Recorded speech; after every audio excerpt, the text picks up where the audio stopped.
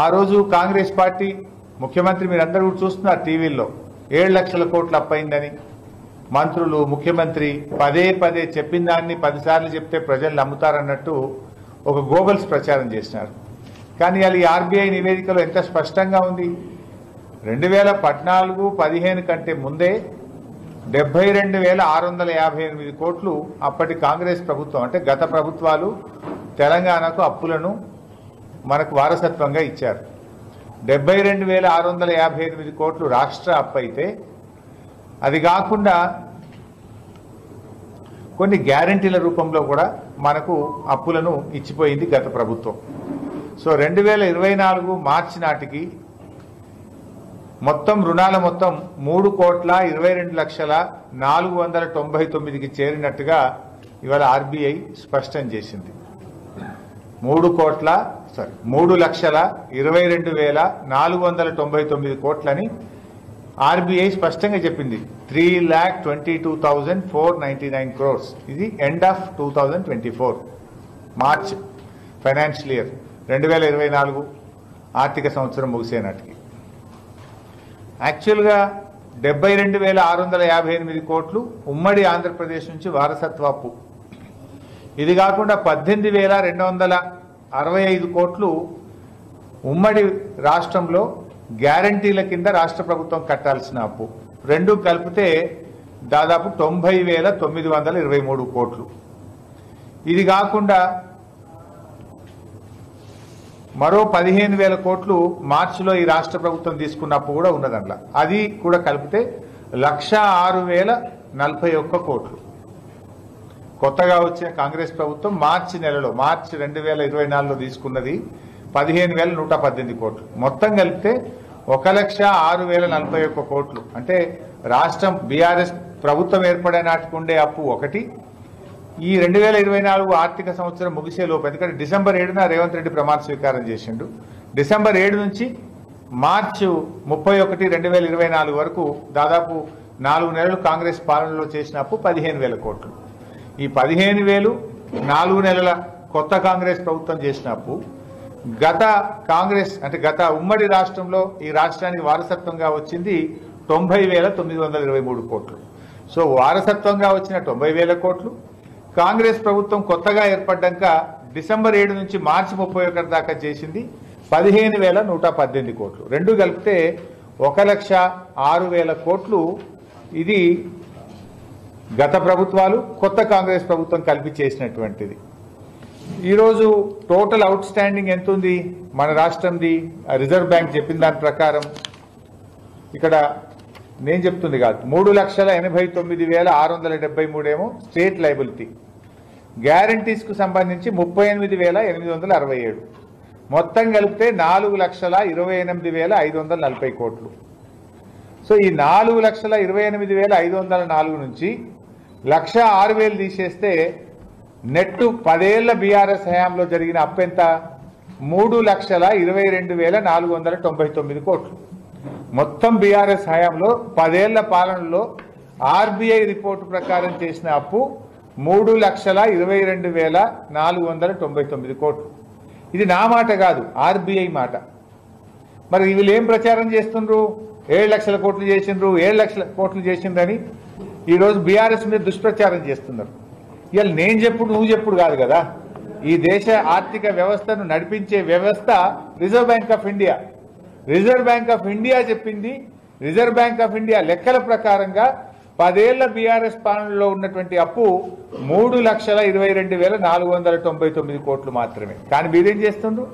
Double కంటే ఎక్కువ 7 లక్షల కోట్లు అయిందని చెప్పి గోబల్స్ ప్రచారం చేస్తుండ్రు.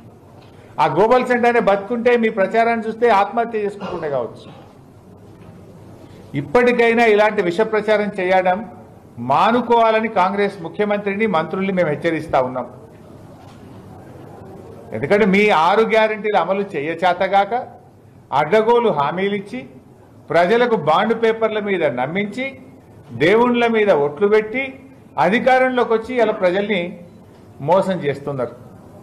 సో తమ గ్యారంటీలు ఎగబెట్టడానికో తమ వైఫల్యాల్ని కప్పుపుచ్చుకోవడానికో లేని అప్పులను ఉన్నట్టుగా దుష్ప్రచారానికి మీరు పాల్పడతా ఉన్నారు. ఆ 3,22,499 కోట్లలో కూడా 2 సంవత్సరాలు కరోనా సంవత్సరాలు ఉన్నాయి.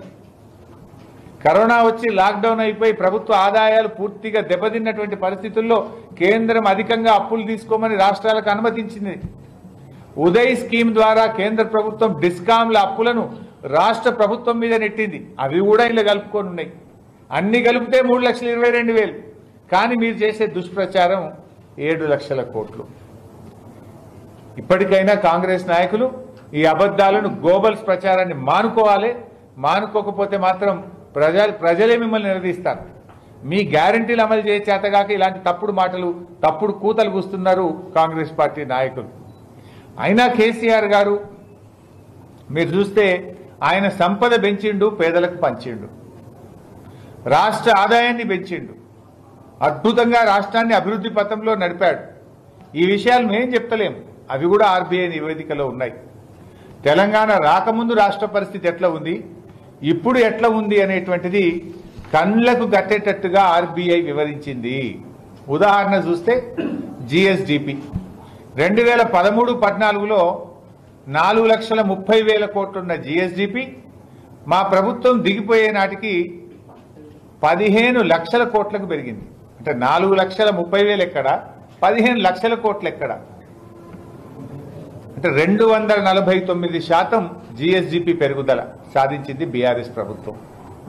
తలసరి ఆదాయం 2014-15లో 1,03,889 ఉంటే 2023-24 నాటికి 3,56,564 రూపాయలకు తలసరి ఆదాయం పెరిగింది.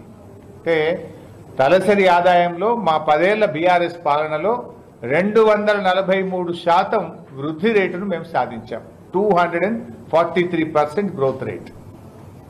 క్యాపిటల్ ఎక్స్పెండిచర్ 2014-15లో 11,583 కోట్లుంటే 2023-24 నాటికి 78,611 కోట్ల క్యాపిటల్ ఎక్స్పెండిచరు చేయడం జరిగింది. అంటే భవిష్యత్తు కోసం కట్టినటువంటి ఇన్ఫ్రాస్ట్రక్చర్ ఎక్స్పెండిచర్.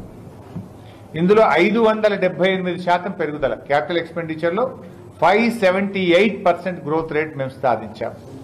స్థాపిత విద్యుత్ సామర్థ్యం రాష్ట్రం వచ్చినాడు 9,470 మెగావాట్లుంటే బీఆర్ఎస్ ప్రభుత్వం దిగిపోయే నాటికి 19,519 మెగావాట్లు.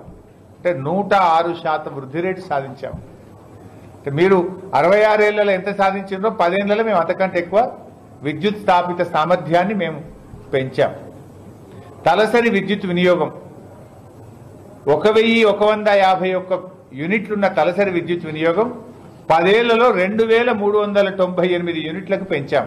అంటే 108% గ్రోత్ రేట్ వచ్చింది. సాగునీటి సదుపాయం 2014-15లో 78 లక్షల ఎకరాలుంటే 2023-24 నాటికి 1,60,00,000 ఎకరాలకు సాగునీటి సామర్థ్యం పెరిగింది. 82 లక్షల ఎకరాల కొత్త ఆయకట్టును మా ప్రభుత్వం సాధించింది. స్థిరీకరణ కావచ్చు, కొత్త ఆయకట్టు, మొత్తంగా 78 లక్షల నుంచి 1,60,00,000 ఎకరాలకు ఆయకట్టు పెరిగింది. అంటే 105% సాగునీటి ఆయకట్టును పెంచింది బీఆర్ఎస్ ప్రభుత్వం. సాగు విస్తీర్ణం 1,55,00,000 ఎకరాలున్న సాగు విస్తీర్ణాన్ని 2,29,00,000కు పెంచాం. 10 ఏళ్ల పాలనలో 2,29,00,000కు సాగు విస్తీర్ణం పెరిగింది. ఇది 47% వృద్ధి రేటు. ధాన్యం ఉత్పత్తి 2013-14లో 91 లక్షల మెట్రిక్ టన్నులుంటే 2023-24 నాటికి అది 2 కోట్ల మెట్రిక్ టన్నులకు పెరిగింది. 119% ధాన్యం ఉత్పత్తి పెరిగిందని రిజర్వ్ బ్యాంక్ ఆఫ్ ఇండియా చెప్పింది, నేను చెప్పట్లేదు.